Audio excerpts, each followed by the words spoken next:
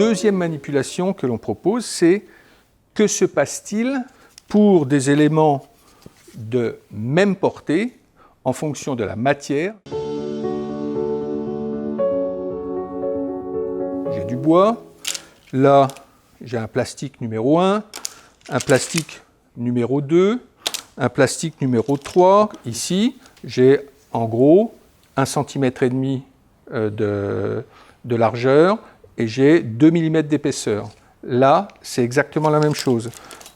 C'est la même chose. Donc en fait, chaque matériau doit présenter exactement la même section.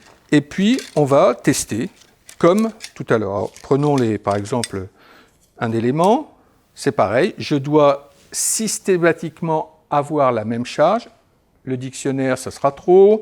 Peut-être que la trousse, globalement, on peut avoir des mesures qui soient cohérentes.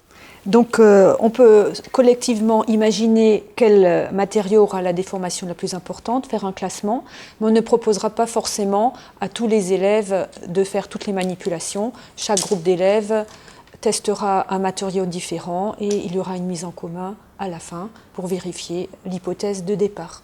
Donc là, on va retrouver ça, on peut faire un parallèle avec l'acier, le béton armé, le béton précontraint. On peut projeter un petit peu l'ensemble de ce qui se passe dans la réalité.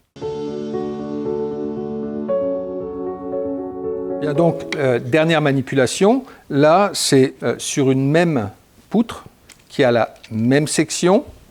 Là, je vais prendre par exemple les vertes, même portée, je vais prendre soit le champ, soit le plat. J'ai pris le blanc parce que lorsque je charge le blanc, même sous son poids propre, c'est la ruine. Alors que le même matériau, c'est quand même assez extraordinaire, lorsqu'il est posé sur le champ, je n'observe pratiquement pas de flèche. Donc c'est quand même quelque chose d'assez important d'avoir l'orientation, la position de la matière par rapport aux efforts qui lui sont appliqués.